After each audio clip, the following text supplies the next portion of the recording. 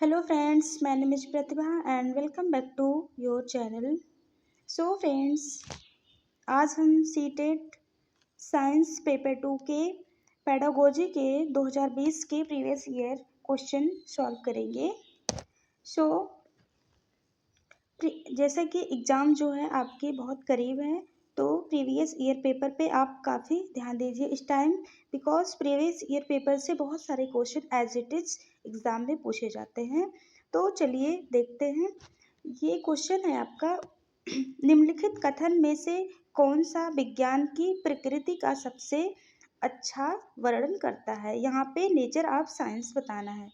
Nature of science जो है किस पे जो है अच्छा वर्णन करता है। विच of the following statement best describe the nature of science. Nature of science best किस ऑप्शन में डिस्क्राइब करता है। तो ये क्या है, विज्ञान प्रकृति में सामाजिक है, फर्स्ट ऑप्शन है। और सेकंड है वैज्ञानिक अपने कार्य में, इसमें वैज्ञानिक का कोई बात नहीं हुआ है, इसमें साइंस का है, इसमें साइंटिस्ट का कोई जो है वर्णन नहीं हुआ है। और थर्ड क्या है, वैज्ञानिक विधि, इसमें भी वैज्ञानिक की कोई बात नहीं हुई है। ये क्या है, विज्ञान विश्वासों की एक प्रणाली है। Science is a system of beliefs. ये जो है साइंस बिलीफ पे डिपेंड नहीं होता, ये क्या होता है, ये हाइपोथेटिकल होता है। ये जो है काल्पनिक पे जो कल्पना होती है, कल्पना पे लोग जो है बिलीव करते हैं, क्योंकि ये जो है चेंज होता रहता है, ये स्टैटिक नहीं होता है, ये डायनेमिक होता है, ये हमेशा चेंज होता रहता है। एक्सपेरिमेंट के थ्रू एक्सपेरिमेंट किए जाते हैं, प्रैक्टिकल किए जाते हैं, इससे जो है जब रिसर्च होते हैं तो कुछ चीज़ें सिद्ध होती हैं। इससे क्या होता है, हमारे प्रकृति का हमारे साइंस का नेचर जो होता है हमेशा चेंज होता रहता है। तो इसमें कौन सा ऑप्शन आपका सही हो जाएगा, ऑप्शन नंबर 1 सही हो जाएगा। विज्ञान प्रकृति में सामाजिक है। Science is social in nature. Science जो है नेचर में क्या है, सोशल है, बिकॉज इन्वायरमेंट से ही, सोशल से ही, आसपास के वातावरण से ही जो है हम साइंस को अच्छी तरीके से डिस्क्राइब कर पाते हैं। सो आपका आंसर क्या हो जाएगा, ऑप्शन नंबर फर्स्ट हो जाएगा। Got it. नेक्स्ट देखते हैं। नेक्स्ट है विज्ञान की पाठ्य चर्चा में संज्ञानात्मक वैधता जो होता है, क्ognitive वैलिडिटी। कॉग्निटिव वैलिडिटी क्या होता है, इसमें क्या होता है, कॉग्निटिव वैलिडिटी जो होता है पाठ्य चर्चा में, करिकुलम में कॉग्निटिव वैलिडिटी क्या होता है, इसमें क्या होता है, बच्चे के स्तर पर, बच्चे के जो कॉग्निटिव लेवल के हिसाब से हमको जो है स्टडी कराना चाहिए। बच्चे जिस टाइप से सीखे हमको उसी लेवल से जाके उनके स्तर के हिसाब से हमें जो है लर्निंग कराना चाहिए, लर्नर के हिसाब से। सो इसमें करेक्ट आंसर क्या हो जाएगा, शिक्षार्थियों के संज्ञानात्मक स्तर के अनुसार। यहाँ पे जहाँ पे बच्चों के लिए सबसे ज़्यादा सुविधाजनक आंसर होगा वही आपका करेक्ट आंसर होगा। शिक्षार्थियों के संज्ञानात्मक स्तर के अनुसार सामग्री का समायोजन। Got it.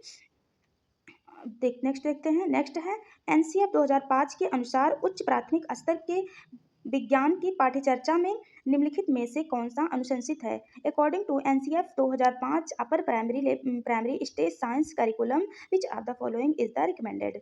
जो है अपर प्राइमरी लेवल में एनसीएफ क्या रिकमेंड करता है, तो इसमें concept should be linked to making sense. ठीक है, ये तो सही है। अवधारणा को रोजमर्रा, क्योंकि जो डेली का जो कॉन्सेप्ट होता है, डेली के एक्सपीरियंस जो होते हैं, इसी पे हमारा साइंस बेस्ड होता है। ये तो आपका करेक्ट हो जाएगा। Concept should B arrived at from activities experiment को, ये भी बिल्कुल सही है, क्योंकि साइंस जो है एक्सपेरिमेंट और एक्टिविटीज पे ही डिपेंड होता है। और थर्ड क्या है, अवधारणा का विषय उपागम द्वारा शिक्षण होना चाहिए, ये भी सही है। अवधारणा का जो कॉन्सेप्ट का है थ्रू द डिसिप्लिनरी, ऐसा कुछ नहीं है, डिसिप्लिनरी का कोई मतलब नहीं है, इसमें ऑप्शन नंबर सी गलत हो जाएगा। इसमें इतना ज़्यादा कोई डिसिप्लिन की बात नहीं है।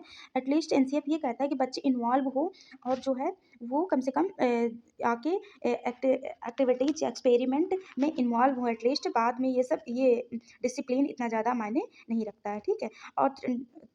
और डी क्या है आपका, अवधारणा के साथ नियम और सिद्धांतों को पेश करने की आवश्यकता होती है। यहाँ पे कोई नियम और सिद्धांत बच्चों के पहले नहीं बताया जाता, बिकॉज वो छोटे बच्चे होते हैं, उन्हें पहले एटलीस्ट इन्वॉल्व करना चाहिए। ठीक है, तो इन्वॉल्व के लिए आपका आंसर क्या हो जाएगा, ऑप्शन नंबर फर्स्ट क्या हो जाएगा, ए एंड बी। सो आपका करेक्ट आंसर क्या हो जाएगा, option number 1। Got it.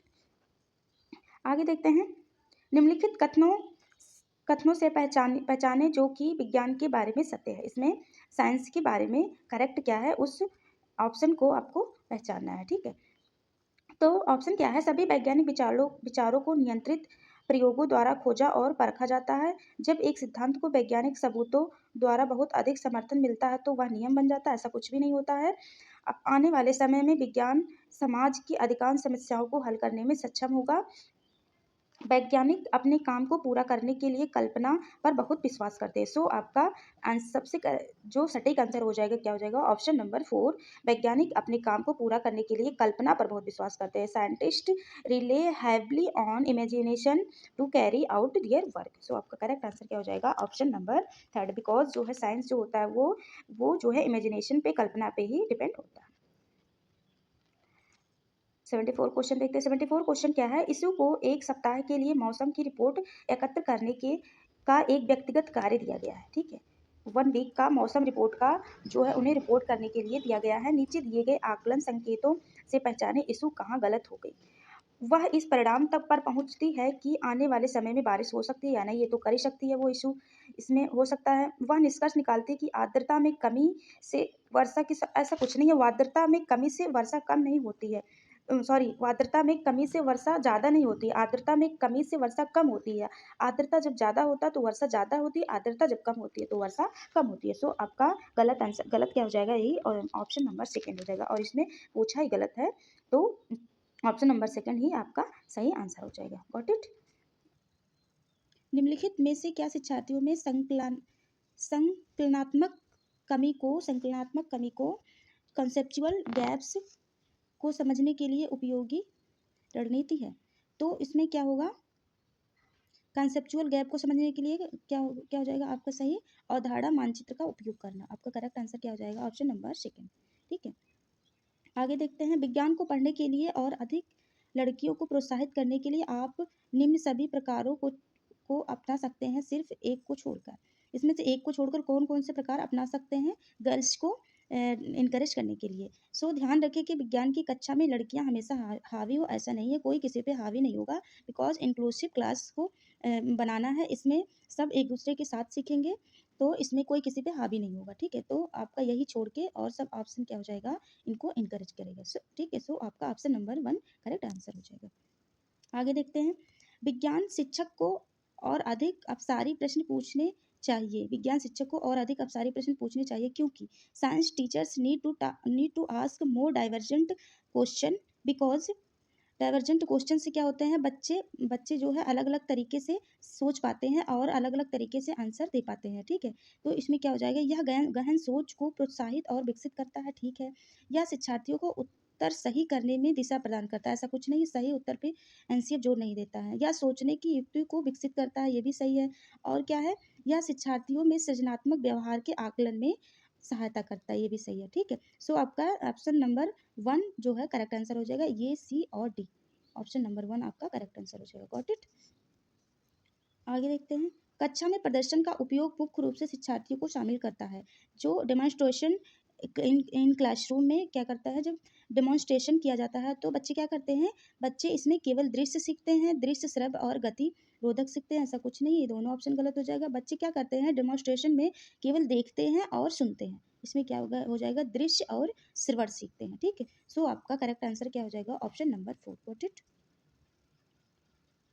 Next देखते हैं, घनत्व की अवधारणा के शिक्षण के लिए जांच उपागम का उपयोग करके अपनी अपनी विज्ञान कक्षा के लिए नियोजन क्रम दें।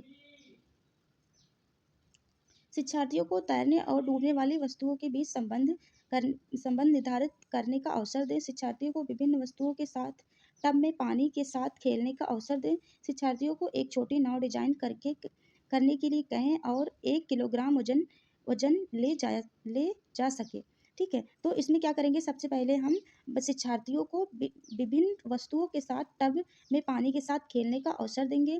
इसके बाद जो है शिक्षार्थियों को तैरने और डूबने के बीच संबंध बताएंगे। इसके बाद क्या करेंगे, शिक्षार्थियों को एक छोटी नाव डिजाइन करने के लिए कहेंगे जो 1 kg का हो। सो आपका करेक्ट आंसर क्या हो जाएगा, सबसे पहले बी होगा, फिर ए होगा, फिर सी होगा। सो ऑप्शन नंबर 2 आपका करेक्ट आंसर हो जाएगा। Got it. So friends, I hope आप लोगों को यहाँ तक समझ आया होगा। अगर मेरी वीडियो पसंद आई हो तो एक लाइक करिएगा और अपने फ्रेंड्स में शेयर करिएगा, और जो है अगर हमारे चैनल को नए नए हो तो सब्सक्राइब करिएगा। Thank you.